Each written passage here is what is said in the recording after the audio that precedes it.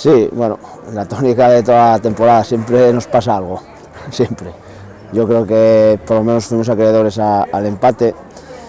por lo menos en juego en ocasiones, porque ellos sí daban mucha sensación de peligro, pero tampoco cuento muchas intervenciones de Pelayo ni ocasiones así claras. Nosotros tuvimos alguna, yo creo que el resultado más justo hubiese sido el empate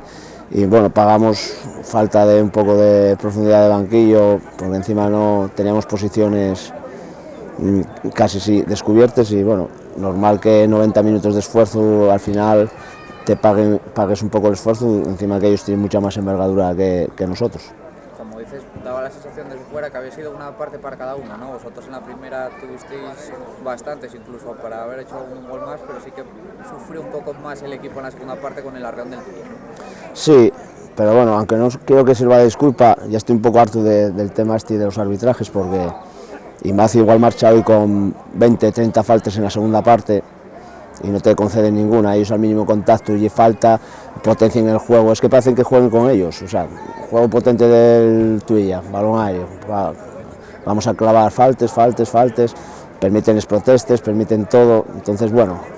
te salen un poco del partido ante gente un poco más inexperta y después sobre todo es que no te dan continuidad en el juego, dan continuidad al contrario cuando están cometiendo faltas súper claras, entonces ya el tema del arbitraje es un poco recurrente, o sea, para que somos los tontos de la categoría, al que puedes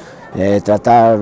despectivamente, porque encima el árbitro, la primera que protesto te amenaza con expulsar, ellos salen, protesten, no pasa nada. Entonces, bueno, si un equipo como el nuestro, que es corto de experiencia, encima el árbitro ayuda al experto, pues estamos un poco más jodidos. Me imagino que lo que te quedas es con la actitud del equipo, como dices, muy pocos cambios, muchos minutos aguantando a un equipo de bastante nivel y dando la cara, ¿no? Sí, bueno, pase lo que pase en la temporada,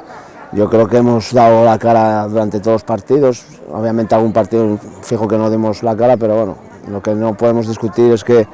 competimos todos los partidos y que salimos con ilusión de intentar hacerlo lo mejor posible. Obviamente estamos muy limitados por el tema de longitud de plantilla y de lesiones tanto en la primera plantilla como en la nuestra, entonces bueno,